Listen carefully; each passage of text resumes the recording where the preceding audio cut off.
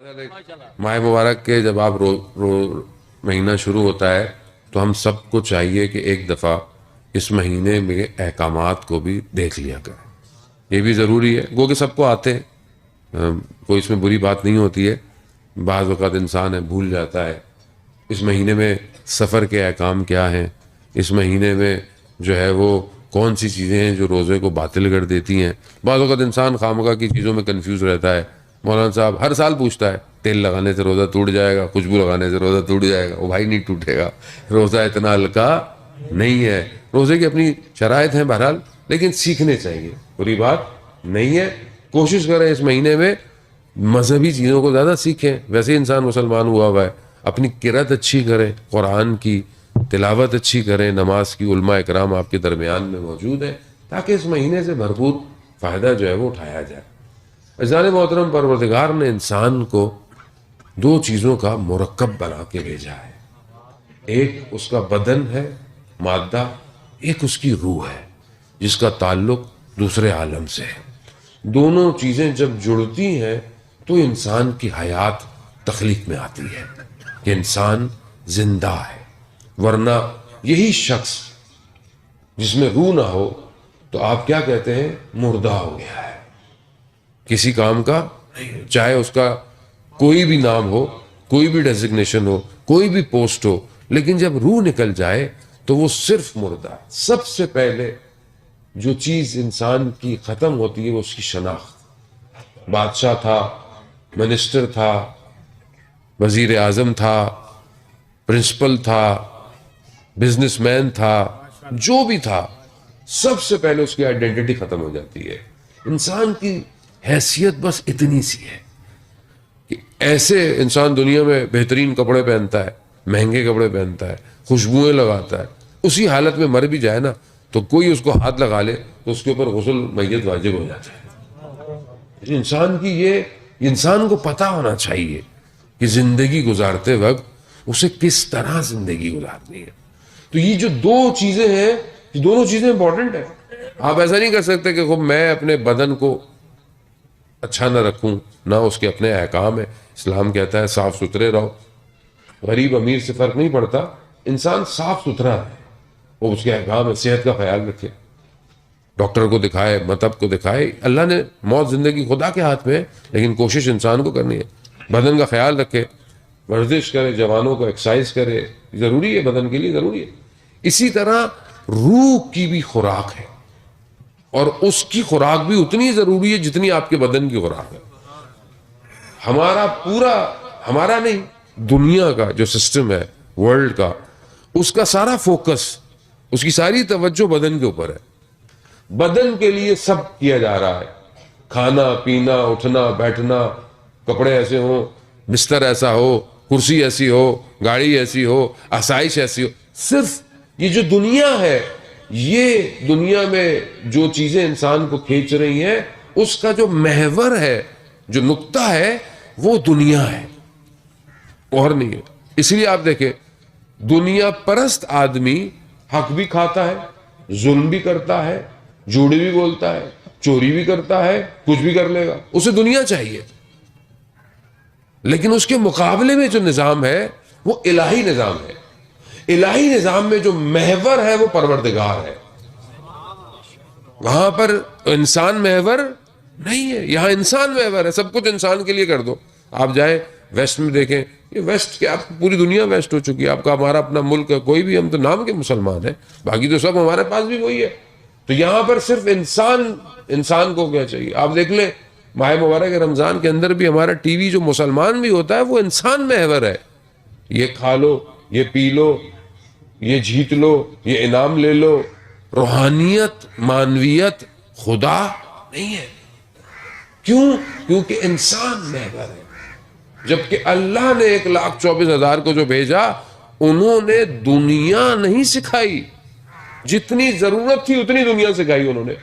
دنیا کے بغیر آپ نہیں رہ سکتے. آپ بولیں جی پہاڑوں میں چلے جائیں، جنگلوں میں چلے جائیں، نہیں، اسلام منع کرتا ہے ایسی چیز کو. آپ کے دور خود صدر اسلام کے اندر جو لوگ بعض آیتوں کو سن کر قیامت کی گھبرا گئے اور جنگلوں کی طرف چلے گئے، پیغمبر صلی اللہ علیہ وسلم نے ان کو سختی سے واپس بلایا ہے کہ اگر ایسا کرنا ہوتا تو سب سے افضل پیغمبر تھے، اگر ایسا کرنا ہوتا تو غار حرا سے وہ ہستی، وہ مبارک، وہ ذات نیچے اترتی نہیں، اوپر بیٹھی رہتی۔ حضرت جبرائیل آ رہے تھے، وحی آ رہی تھی، بی بی خدیجہ سلام اللہ علیہا کھانا لے کر آ رہی ہیں، اور اس سے اچھی جگہ کیا ہے؟ کہا نہیں، دنیا میں ذمہ داری ہے، اللہ کا حکم ہے اس کو پہنچانا، اس لیے ہماری بھی ذمہ داری ہے۔ دنیا چھوڑ نہیں سکتے، لیکن دنیا میں ڈوبنا نہیں ہے۔ جو دنیا میں ڈوب گیا وہ پھر ختم ہو گیا۔ زہد کی جو تعریف ہے، یعنی زاہد شخص ہونا، جو تقوی سے اوپر آپ ایک سپرلیٹو ڈگری ہے زاہد ہونا۔ زاہد کا مطلب یہ نہیں کہ آپ دنیا کو ترک کر دیں، دنیا کو چھوڑ دیں، نہیں، دنیا ہو مگر آپ کا دل دنیا میں نہیں ہونا چاہیے۔ دنیا آپ کے پاس ہو، نام ہو، ویسا اللہ نے آپ کو دیا ہے، آپ اسی حساب سے رہے، لیکن آپ جو شخص صرف دنیا یا دنیا کے چیزوں میں یا رشتوں میں پھنسا رہے گا، مرتے وقت اس کی روح جو ہے وہ بڑی مشکل سے پرواز کرتی ہے۔ جبکہ دوسری طرف جو نظام ہے، جو انبیاء آئے، اولیاء آئے، ائمہ علیہ السلام آئے، انہوں نے جو کچھ دیا ہے وہ انسان کی روح کے لیے دیا ہے۔ آئیں آپ قرآن کی طرف متوجہ ہوں، مجھ سے سب بہتر پڑھنے والے ہیں قرآن۔ قرآن کون سی بیماریوں کا ذکر کر رہا ہے؟ Heart attack, sugar, cancer? نہیں، قرآن ان کا ذکر نہیں کر رہا۔ قرآن جن بیماریوں کا ذکر کر رہا ہے کیا ہے؟ حسد، غیبت، منافقت، وہ بیماریاں جنہیں دنیا کی کوئی بھی لیب ڈیٹیکٹ نہیں کر سکتی۔ آپ سی ٹی اسکین کرا لیں، نہیں پتہ چلے گا اس آدمی کے اندر حسد کتنا ہے، کوئی نہیں بتائے گا۔ اس میں منافقت کتنی ہے، کوئی نہیں بتائے گا۔ کون بتائے گا؟ یہ ہستیاں جنہیں پروردگار نے بھیجا ہے، وہ جانتے تھے اس انسان کے انٹرنل سٹرکچر سے۔ اسی لیے مولا کائنات حضرت علی ابن ابی طالب علیہ السلام صلی اللہ علیہ محمد امام نے آپ کے سامنے سالونی کا دعوت، نہج البلاغہ، بہترین خطبات، بہترین کلمات، بہترین نامے ہمارے پاس موجود ہے۔ کہیں پہ بھی دنیا میں میزائل کیسے بنے گا، اسپیس شٹل کیسے بنے گی، فلانی ٹیکنالوجی کیسے بنے گی، آج آپ کے سامنے انسان کہاں پہنچا ہوا ہے۔ امام کو پتہ نہیں تھا کیا؟ امام فرماتے ہیں میں دنیا سے زیادہ آسمان کے راستوں سے، ہم تو ابھی جو ٹیلیسکوپ ہے، جو نیا جیمز ہب، اس نے ایک گلیکسی جو ڈھونڈی ہے وہ کئی ٹریلین لائٹ ایئرز دور ہے، یعنی نوری سال، کتنے نوری سال، اور ہم ابھی تک ڈھونڈ رہے ہیں۔ مگر کیا امام کو نہیں پتا تھا؟ امام کو پتا تھا، لیکن امام نے ہمیں بتایا نہیں۔ کیوں نہیں بتایا؟ امام جانتے تھے کہ ہم پہنچ جائیں گے، لیکن جو امام نے ہمیں بتایا ہے نا، وہ ہمیں کوئی اور نہیں بتا سکتا تھا، کیونکہ وہاں امام جانتے تھے یہ ترقی کر جائے گا مگر یہ انسان نہیں بن پائے گا۔ تو وہ جو امام نے نسخہ دیا ہے وہ انسانیت کا ہے۔ آج جو معاشرے میں سب سے زیادہ عزیزان محترم جو کمی ہے وہ انسانیت کی ہے۔ پیسہ بہت سارے لوگوں کے پاس ہے، ساری چیزیں بہت سارے لوگوں، انسان نہیں ہے۔ مذہب کا ہم نے لبادہ اڑا ہوا ہے، مذہبی ہم سب ہیں۔ کون کہتا ہے کہ میں کافر ہوں؟ سارے مسلمان ہیں، مگر ہمارے کام مسلمانوں والے۔ تو معاشرے میں کون سی چیز ہے کہ جو لیک کر گئی ہے؟ کیا انبیاؤں کی محنت صحیح نہیں تھی؟ کیا پیغام صحیح نہیں تھا؟ نہیں عزیزان محترم، پیغام بہترین ہے۔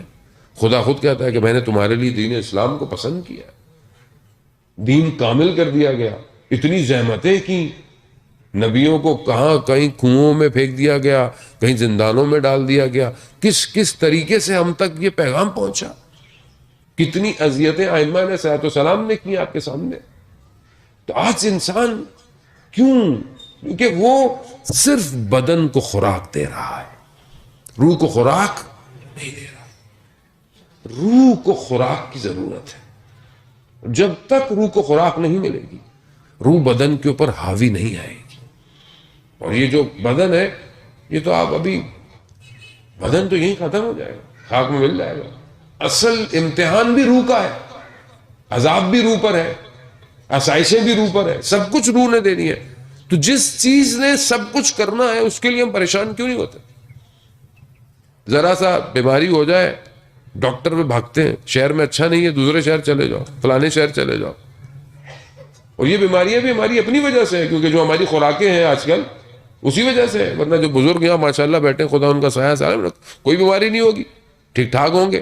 کیوں؟ کیونکہ نیچرل قدرتی چیزوں کے ساتھ اپنی زندگی جو گزارتا ہے وہ کبھی بیمار نہیں ہوتا. یہ تو دنیا کا بہرحال کاروبار ہے.